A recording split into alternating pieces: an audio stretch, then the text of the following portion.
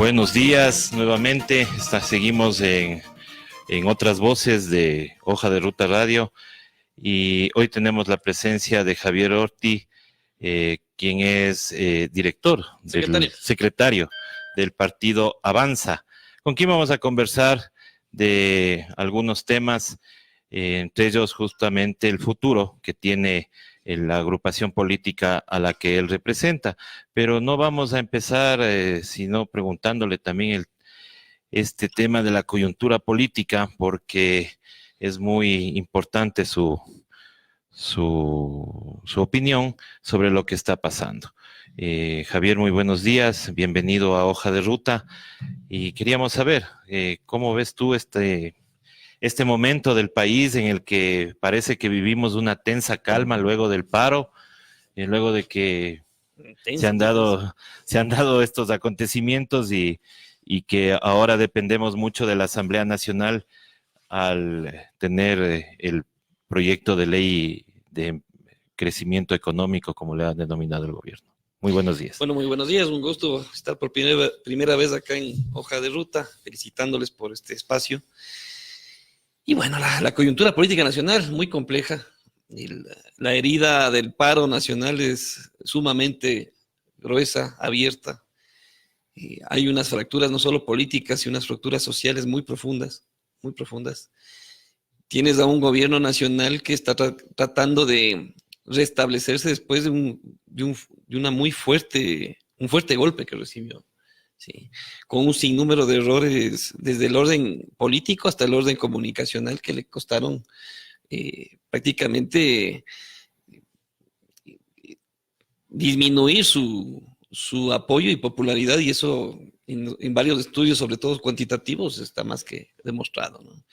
Por otro lado, tienes un sistema de partidos políticos totalmente quebrantado, deslegitimado, ¿sí?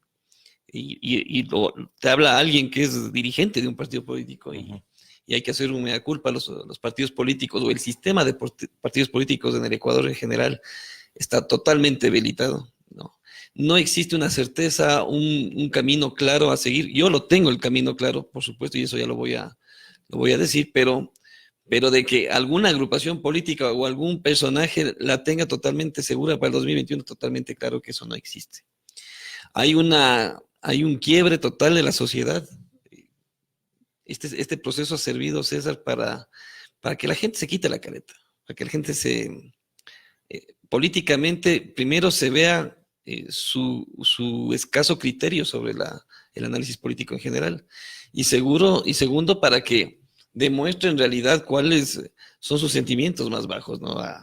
Ha crecido mucho el racismo, ha crecido mucho los varios niveles de pensamiento que se tenía. Se está tratando de polarizar la situación, que me parece muy dañino, la polarización, sea de izquierda o de derecha, pero la polarización en dos vías sin tener un poco de respeto a la institucionalidad y racionalidad es muy peligroso para cualquier país. Estamos viendo los excesos de lado y lado, los excesos que también son demostrados ante los últimos acontecimientos regionales en ese sentido. Y hay que ser claros. Esto no es de cuestión de ponerle nombres ni apellidos, simplemente hay que aceptar que existe desigualdad y que esa desigualdad, lastimosamente, es la que motiva a que la gente común y corriente, que no esté dentro de la situación política, tenga su legítima protesta, ¿no? Y que de eso también en un futuro se quiera capitalizar políticamente, también es peligroso. También es peligroso si es que no se lo hace de manera estratégica. Ahora, pero bueno, tú dices que hay algunas personas que quieren capitalizar esto de la movilización, ¿no? Eso te iba a decir, no es malo. No es malo ni... Porque además, bueno, de lo que hemos visto, el tema de la gente de la Revolución Ciudadana es que pidieron algo constitucional. Posiblemente no era el momento, lo que sea, pero si iban a la asamblea, tienen 30 votos, o sea, ¿cómo podían bajarse al gobierno de esa manera? Hay una exageración de lado y lado. O sea, el hecho de ser, como tú acabas de decirlo, digamos que inoportunos en una situación tan sensible, eso sonó a pesca de río revuelto aquí en la China. Eso no hay de dónde irse. Y que por el otro lado eso sea un delito de rebelión, también creo que es una exageración. También creo que es una exageración y hay que decir las cosas como son. Tanto se habló durante todas las persecuciones que existieron durante los 10 años, famosos, que no quiero decir el nombre de los 10 años, pero ya sabemos cuáles son, que se cae exactamente lo mismo, ¿no? Y ahí es cuando saltan las incoherencias. Yo pienso que en política hay que ser coherentes entre lo que se dice y lo que se hace. Y quienes siempre promulgaron justicia social con libertad y defensa de los derechos humanos ahora están en el gobierno. Y prácticamente han hecho todo lo contrario. Entonces hay una falta de coherencia de lado y lado. Y este país yo creo que va mucho más allá del pro y el anti expresidente de la República. Yo pienso que se pueden construir proyectos nacionales, y ahí entraremos en ese tema, que no sean identificados con una organización política, sino como un proceso en sí. Algo muy parecido a lo que pasó en 2006, solo que con otros actores. Así es. Y bueno, en este caso también ustedes como agrupación política han debatido sobre el tema de la nueva ley de crecimiento económico. Se ha debatido, no en reuniones oficiales, lastimosamente. Nuestro presidente nacional, el cual no le ha tocado de otra que de manera personal asumir un cargo del cual el partido en su gran mayoría no está de acuerdo, que es la gobernación de Imbabura, no ha creado un espacio oficial de debate sobre los diferentes tipos o temas de interés. Pero claro, se ha conversado en ese sentido. Y pienso que esta ley muy difícilmente va a pasar va a pasar en términos de votación. Sí pienso que también puede haber alguna maniobra para que sea aprobada por el Ministerio de la Ley, porque dudo mucho que el presidente de la Asamblea, que se ha demostrado en el último paro, está prácticamente trabajando en coordinación con el gobierno nacional, logre los votos necesarios como para aprobar esta ley, ¿no? Y obviamente otros actores políticos utilizan la aprobación o no aprobación de la ley para tratar de reivindicar lo que hicieron o no hicieron en el paro. Estoy hablando, por ejemplo, del Partido Social Cristiano, que ya abiertamente dijo que no va a votar a favor de la ley, y supongo que está tratando de recuperar espacio que sí se lo perdió dentro del proceso del paro nacional.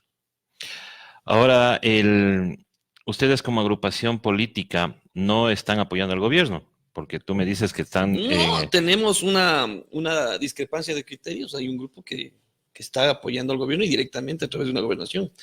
Hay otro grupo que no estamos de acuerdo con eso. Es más, oficialmente el partido no apoya al gobierno. Esa fue una decisión de índole personal de nuestro presidente nacional, que habrá que respetarlo, pero no lo compartimos en gran medida, ¿no? Pero no es que hay expulsión, nada. No, nada que eso. Es un partido democrático. Ya. Sí, los trapos sucios se lavan en casa y eso se tendrá que lavar en cierto momento.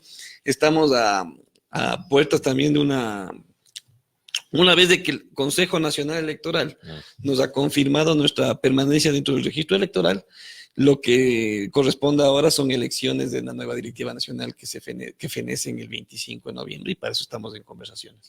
Javier, ustedes no están cargando con el estigma de que este partido se nació, digamos así, desde el Instituto Ecuatoriano de Seguridad Social con el señor Ramiro González. El partido Avanza camina con varios estigmas, al igual que otros partidos políticos. Y con esos estigmas hay que saberlos sobrellevar. Hay que hacer entender a la ciudadanía que los partidos políticos son instituciones políticas, no son propiedad privada de nadie. Son procesos, al igual que, por ejemplo, Alianza País hoy está pagando, digamos, el estigma de Rafael Correa. El Partido Social Cristiano está pagando el estigma, mal o bien, de León Férez Cordero, de Jaime Nebot después de lo último que pasó. Creo está pagando el estigma también de un banquero, que quieran o no fue parte de ciertos procesos. Y así todos los partidos políticos tenemos ciertos procesos que hay que tratar de sobrellevarlos, pero yo pienso que los partidos políticos que tengan una visión no de mediano y corto plazo, no electoralista, sino un proyecto nacional de largo plazo, y sobre todo una visión de alternancia en el poder. Sí, alternancia en el poder. son las instituciones políticas que durante el tiempo sobrellevan este tipo de problemas y sale adelante. Nosotros al final del día, con el estigma que me acabas de decir, participamos en las últimas elecciones. Mal o bien sacamos alrededor de 8 alcaldes, un prefecto, más de 50 concejales, alrededor de 180 vocales de juntas parroquiales, que eso nos transforma en un partido político representativo. Al final del día, nuestro prefecto Imabura es el presidente del Congope, y entonces eso quiere decir que es un partido que debe seguir dentro de la elite política, y ya dependerá de nosotros los dirigentes que demos vuelta a la página de algunas cosas, demos otra imagen y nazcan nuevos liderazgos, que es lo importante. Porque el rato que los partidos son caudillistas es cuando tienen fecha de inicio y fecha de fin. Fecha de término. Así es. Claro. ¿Se ha pensado, porque por ahí se escuchó que ustedes están pensando cambiarle el nombre al partido o no? Es una alternativa que yo la manejo. Ya. Y que no la manejo como un cambio de nombre, sino como la reinauguración y el inicio de un nuevo proceso político. ¿Sí? Lastimosamente, en la mente del electorado, las palabras, los símbolos significan algo o les trae a la memoria algo. Yo pienso que el país necesita no un nuevo partido político, sino un nuevo proceso político, un nuevo proyecto político, una nueva movilización ideológica dentro de parámetros muy racionales que estén muy alejados de los extremos. Muy alejados de los extremos, muy alejados de esa derecha conservadora, racista, que hemos visto se ha manifestado en las últimas épocas, y muy alejado también de un supuesto socialismo, disfrazado, diría yo, que al final del día se constituyó en un caudillismo y un populismo que le hizo mucho daño al país. Entonces hay que refundar la política en este país, y en este caso Avanza, si se pueda llamar de otro nombre, lo que sea, tiene que reinaugurarse como un proyecto político nacional nuevo, incluyente, respetuoso de las instituciones y respetuoso también de la pluriculturalidad, la plurinacionalidad, la diversidad de los criterios. En estas nuevas elecciones que se avecinan en el 2021, ¿tú crees que Avanza sola le avanzará? A ningún partido le avanza solo. ¿Ya? A ningún partido. Ninguna agrupación política. Yo, como decía en algunas entrevistas, en algunas charlas académicas, el país retornó más o menos a lo que pasó en el 2005, 2006, en donde había una crisis total del sistema de partidos, y asomó una agrupación que en su momento, creo yo, capitalizó eso y abrió sus puertas a construir un proyecto nacional mucho más amplio. Yo pienso que este es el momento de los frentes amplios, al estilo uruguayo más o menos. Esta es la época en donde debemos ser muy tolerantes con los extremos. Tenemos que ser muy tolerantes con la diversidad de criterios, pero sí tenemos que unificar las buenas ideas de un solo proyecto nacional, pero que esté totalmente identificado con las verdaderas necesidades del país. No podemos desconocer la desigualdad que existe, con todo respeto. Y si no están de acuerdo conmigo, pues no caminamos en la misma vereda. Claro. O sea, eso hay que partirlo.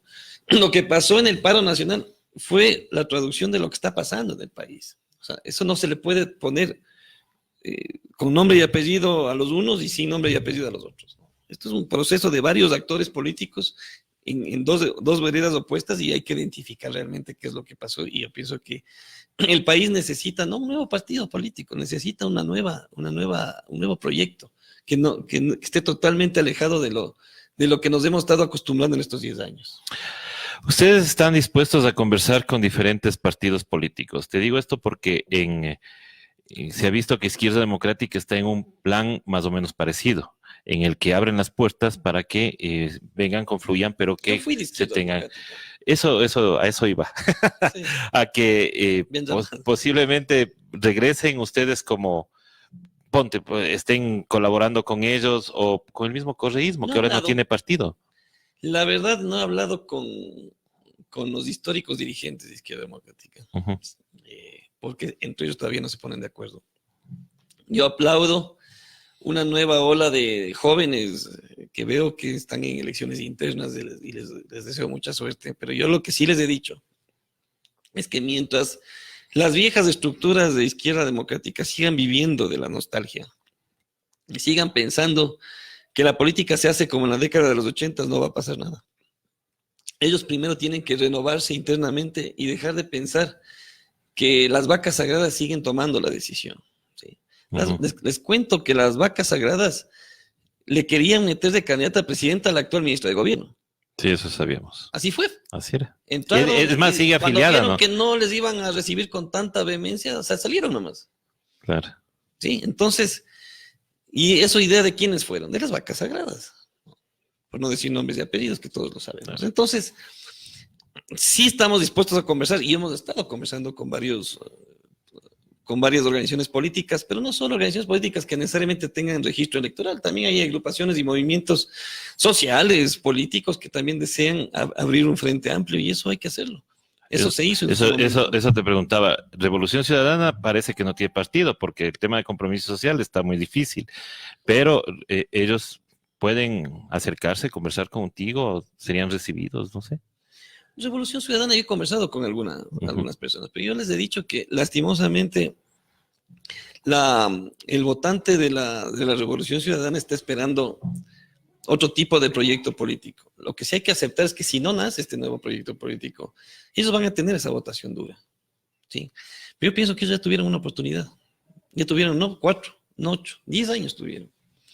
Y lastimosamente estamos pagando hoy las consecuencias en varias aristas, ¿no? Estamos pagando las consecuencias, hay que aceptarlo. O sea, los errores, César, hay que aceptarlos de lado y lado. Y los errores económicos que se cometieron también en los 10 años de la Revolución Ciudadana tienen que ser aceptados. Y hoy estamos pagando consecuencias de eso también. Más allá de que es un error que nos acerquemos al Fondo Monetario Internacional. Por supuesto que es un error. Pero el manejo económico o el mal manejo económico que tuvimos durante 10 años se está pagando. ¿Tú crees que fue un mal manejo? Yo creo que sí. Pero imagínate con una recesión como en la del 2016.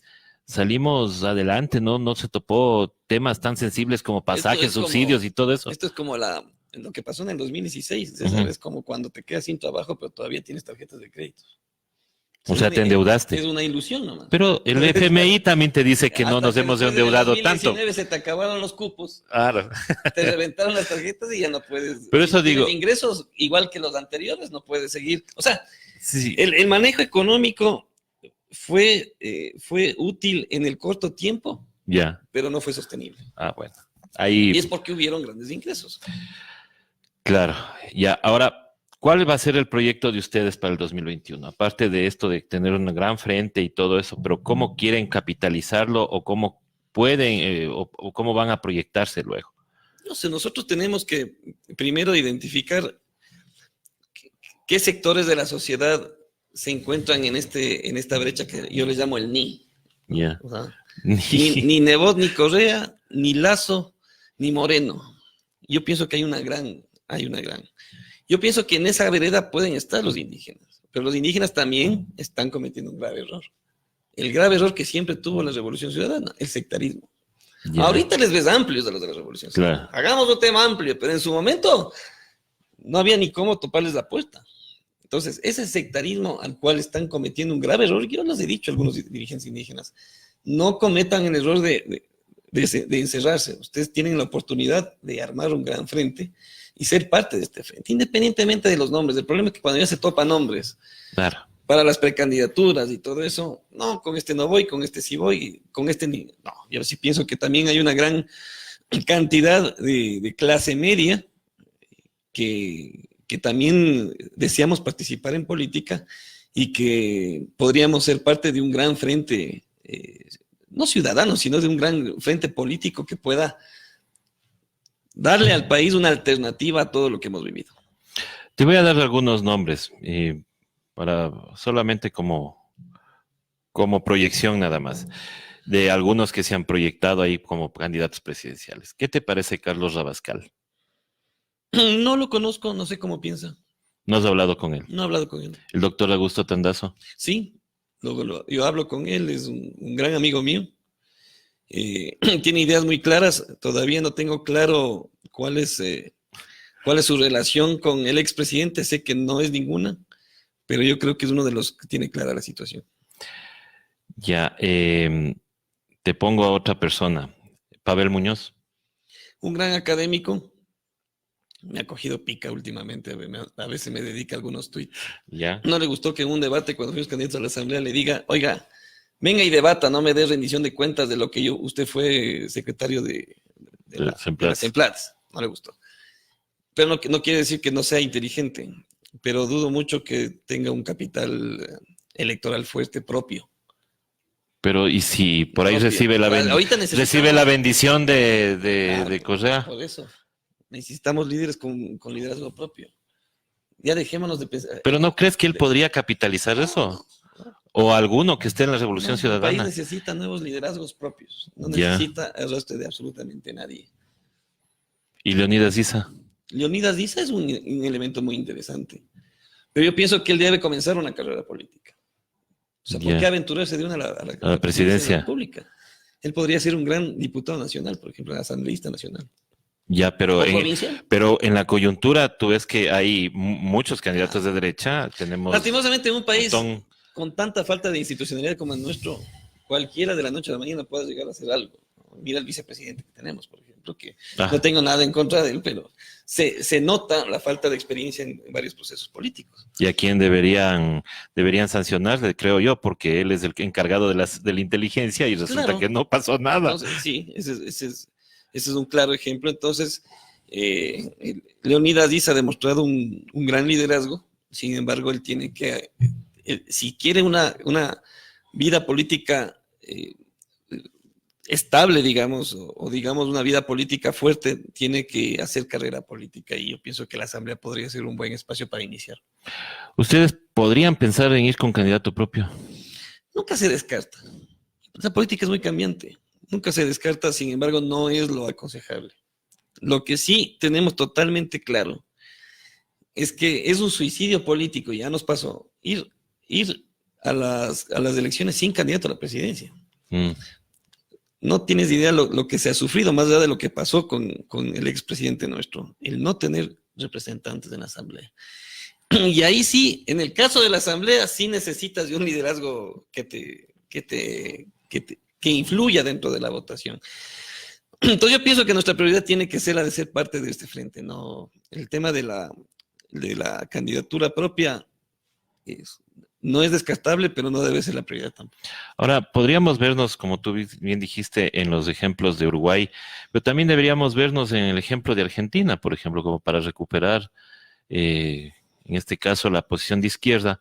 Ellos dejaron bastantes diferencias al lado, por ejemplo. Bueno, yo creo que un actor fundamental en Argentina fue Massa.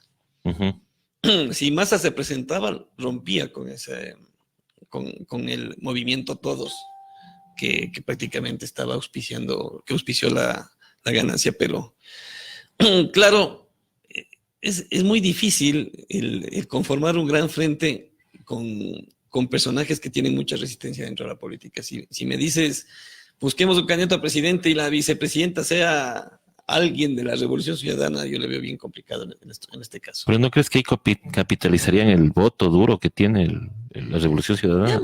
Veamos qué pasa con el partido. Como tú me dijiste, claro. El Compromiso Social parece que está en problemas. No entró en este listado no le pasó lo de ecuatoriano adelante ecuatoriano, pero tiene un problema de Contraloría, que todavía no se sabe cómo van a solucionar esa situación, al igual que 3 partidos más. Así que démosle tiempo al tiempo. Pero al final del día, el hecho que se queden sin el número, sin el registro, les obliga también a pensar en cuál de las alternativas se ajusta más a su forma de pensar, que no necesariamente tiene que ser con candidatos de la Revolución Ciudadana. Y ahora, para ir terminando, te quería preguntar, aunque ya le topaste algo, pero lo sucedido en Bolivia se parece mucho a lo que hemos descubierto nosotros en el paro, pero ¿no te parece preocupante también el hecho del racismo, por ejemplo? Claro. Y lo que está creciendo. Pero es al revés, gracias. Es chistoso. Aquí se ve cuando se quitan las máscaras, ¿no? Los mismos que estaban acá en Ashiris, con las banderas antes negras, ahora blancas. Ahora blancas. Claro. Que hablaban de paz y no a la violencia. Son los que más festejan el tema de Evo Morales. Claro. La quemada de casas, por ejemplo. Y los que se infiltraron. Sí, los que se infiltraron, ojo lo que voy a decir, los que se infiltraron y trataron de pescar a río revuelto en el paro nacional, son los que están más de acuerdo con el respaldo de Evo Morales, y los que gritaban fuera Moreno fuera, son los que están ahora defendiendo la democracia en Bolivia. Entonces, ahí tenemos una doble moral, un doble discurso, que tiene que ser totalmente alejado. Esas nostalgias, esos romanticismos o pasionalismos no deberían estar dentro del análisis político nuestro. ¿Sí? En el tema de Bolivia, el decir que fue o no fue un golpe de Estado no es el tema. Uh-huh. Ahí el tema fundamental es que se probó un fraude. Pero no dice eso de izquierda, pero no dice eso el informe de la OEA, dice irregularidades como las que hubo acá. Es que en el margen esas irregularidades son las que influyen, pues. A ver, entonces, si no fuera aceptado así, ¿por qué Evo salió a decir, bueno, entonces convoquemos a nuevas elecciones? Ahí lo está aceptando ya. Claro, o sea, implícitamente lo está aceptando. Porque si estuviera 100% seguro que fueran totalmente reglamentarias las elecciones, yo no salgo a decir, vamos, nuevas elecciones. Porque en el caso de la consulta popular tuvimos el informe de la OEA y también decía irregularidades.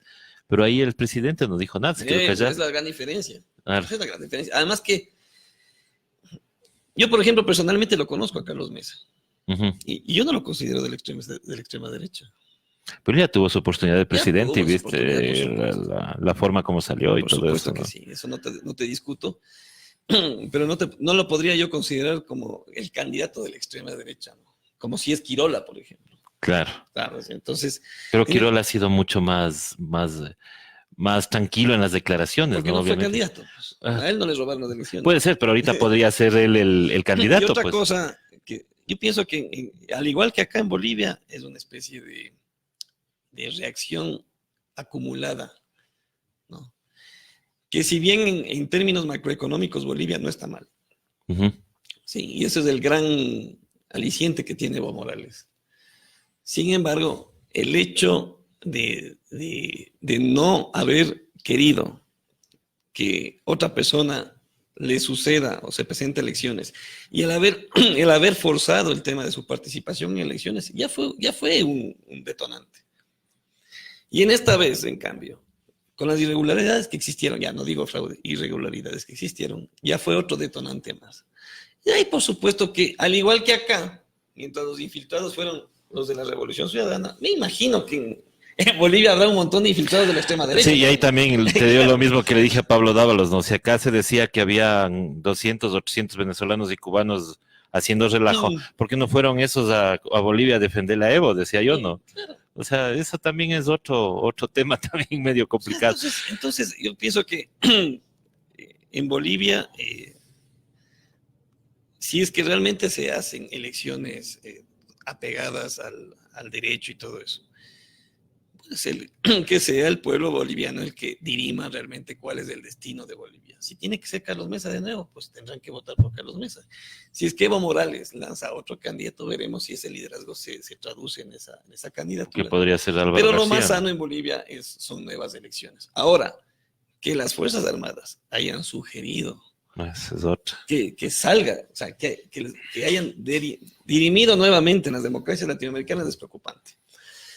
Pero también me pongo a pensar qué hubiera pasado si no pasaba eso. ¿Hasta dónde estaba la conmoción? Eso no hemos medido aún. ¿Qué tan grado de conmoción social interna había? Yo pienso que en Bolivia 5 o 6 veces más violenta que acá. Sí, se ha visto que ha sido así. Sí, o sea, el hecho de incendiar casas del expresidente o de familiares del expresidente. Lo que pasó con la alcaldesa. Con la alcaldesa de Vinto. Sí te pone a pensar. Claro. Sí te pone a pensar si es que había o existía otra alternativa que no sea la renuncia forzada, digamos, de Evo Morales. Sí, pero también en Chile hay un tema de violencia y allá Piñera está más seguro que... Es que Chile tiene otra connotación, otra historia y tú la sabes. O sea, en Chile, yo he visitado Chile, yo estudié en Chile, la desigualdad ahí es abismal. Por más de que los índices macroeconómicos estén bien, pero la desigualdad es palpable. Y lo que comenzó con un alza de pasajes, miren qué terminó. No, o lo que está pasando, están forzando a una asamblea constituyente porque siguen con la constitución de Pinochet, ¿no? Y lastimosamente la gente, no de ahora, desde hace años ya se cansó de la concertación.